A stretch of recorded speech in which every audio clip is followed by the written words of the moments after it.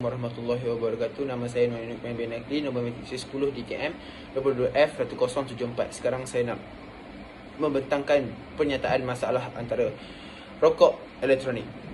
Rokok elektronik atau vape adalah sebuah inovasi dari bentuk rokok konvensional menjadi rokok moden. Irsyad Al-Fatwa ke-63 telah memutuskan ianya haram berdasarkan beberapa kesan yang telah dibincangkan. Apakah antara peranan syariah yang berkait dalam pengharaman tersebut? Berikan ulasan anda. Jelaskan isu menurutkan pandangan Islam dengan merujuk unsur yang terdapat di dalam prinsip syariah, etika Islam, kaedah fiqh. Okey, sekian, terima kasih. Assalamualaikum warahmatullahi wabarakatuh. Nama saya MT Ahmad bin Muhammad Zahari, nombor matrik 10 DKM 22F1025. So hari ni saya nak cakap pasal prinsip syariah kaitan dengan rokok elektronik. Okay, so prinsip syariah ni macam kita tahu dalam maqasid syariah ada 5 prinsip. Yang pertama agama, yang kedua melibatkan nyawa, yang ketiga pasal akal, yang keempat harta dan juga keturunan. So berkaitan dengan rokok elektronik ni, kita boleh kaitkan prinsip syariah ni berkaitan dengan nyawa, iaitu hifzi an-nafs. Sebab apa saya kata ia berkaitan dengan nyawa? Sebab dia boleh memudaratkan kesihatan kita. So macam kita tahu rokok elektronik ni dia boleh menjadikan wap air dalam paru melekat. So bila mana wap air tu melekat dalam paru kita, paru kita akan terjejas. So pengakhiran dia, badan kita tidak akan kekal dengan kesihatan yang sama, manakala kita juga boleh mengalami kematian. So macam yang kita tahu, badan kita ni hanyalah pinjaman Tuhan yang diberikan kepada kita untuk digunakan di dunia. So kita perlulah jaganya sebaik-baik yang mungkin. Kita tak bolehlah memudaratkan badan kita sendiri. Bila mana kita tahu satu benda tu akan beri efek yang buruk pada badan kita, kita perlulah jaganya sebaik mungkin. Kita perlulah hindari perkara tersebut daripada melakukannya. So sebagai kesimpulannya, rokok elektronik ni agak teruk lah, dia buruk lah. So saya akan pass pada Aidil untuk menerangkan tentang etika Islam. Okay, nama saya Muhammad Aidil Andrew bin Osman, nombor matrik 10 DKM 22F1086. Okay, kali ini saya akan membincangkan tentang etika Islam dalam rokok elektronik. Okay, yang pertama sekali, memudaratkan kesihatan. Hal ini kerana rokok elektronik menghasilkan asap yang mengandungi wap air, di mana apabila kita menghisapnya, ia akan masuk ke dalam paru kita. Dan wap tersebut akan terkumpul dan menyebabkan paru kita basah atau lembab. Okey. Yang kedua, pembaziran wang. Hal ini disebabkan oleh kita perlu berbelanja untuk membeli rokok elektronik itu dengan harga yang mahal. Okey, yang ketiga, tidak memberi sebarang manfaat kepada kita. Hal ini dikaitkan kerana rokok elektronik jelas tidak memberi kesan yang positif, malah menunjukkan impak negatif kepada penggunanya. Okey, itu sahaja daripada saya. Sekian. Bismillahirrahmanirrahim. Assalamualaikum. Nama saya Khairil Iman bin Johari. Nombor matrik saya 10 DKN 22F1062. Baiklah, seterusnya untuk kaedah fiqh. Terdapat banyak kaedah fiqh yang dikeluarkan. Antaranya yang pertama ialah fatwa ulama dan pendapat ilmuwan Islam. Mereka menyatakan bahawa hukum yang kita menghisap rokok elektronik ini adalah sama seperti kita menghisap rokok biasa, iaitu hukumnya adalah haram.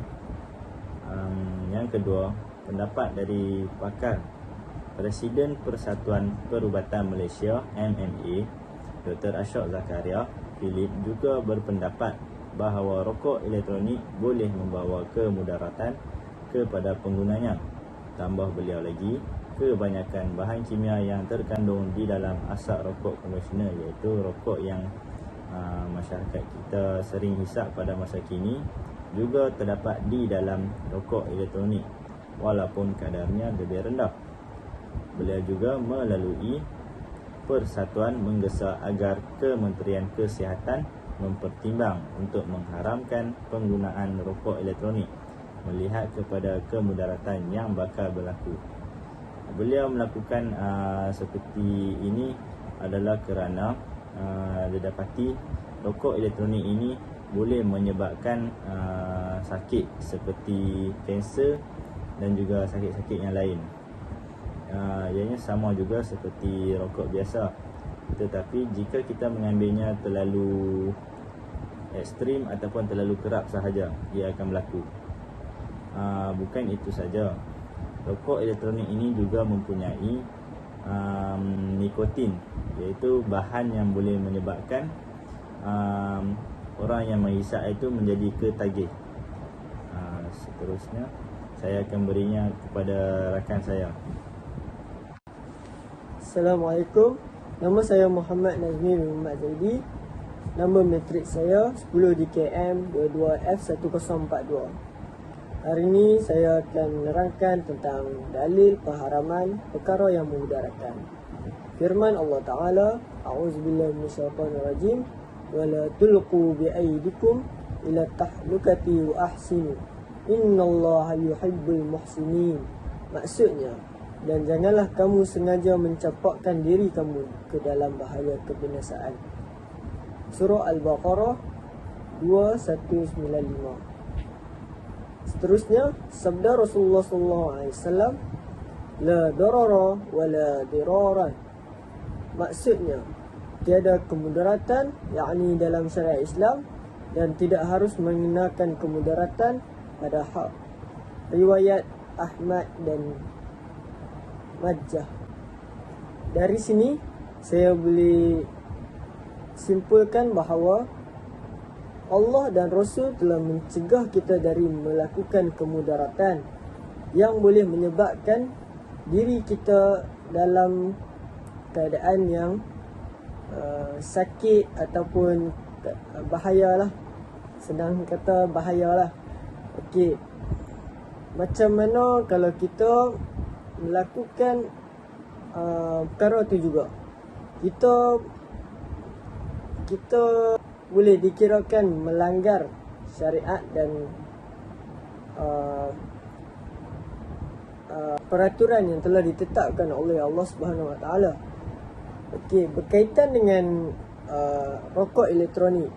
Rokok elektronik pada pendapat ulama dan pendapat bahawa banyak kemudaratan daripada manfaat.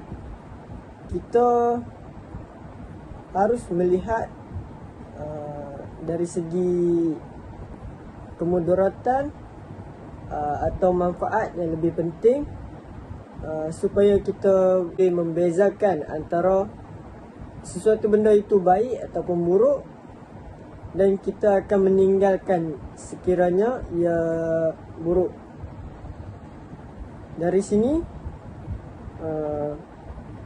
apabila kita dah mengetahui rokok elektronik itu mempunyai banyak kemudaratan daripada manfaat, okey, kita harus meninggalkan benda yang banyak mudarat kerana ia boleh menyebabkan diri kita dalam bahaya. Okey, itu saja daripada saya. Assalamualaikum. Kesimpulannya adalah, secara kesimpulan, isu penggunaan vape ataupun rokok elektronik telah mengakibatkan kesan yang negatif kepada individu, keluarga, masyarakat dan negara.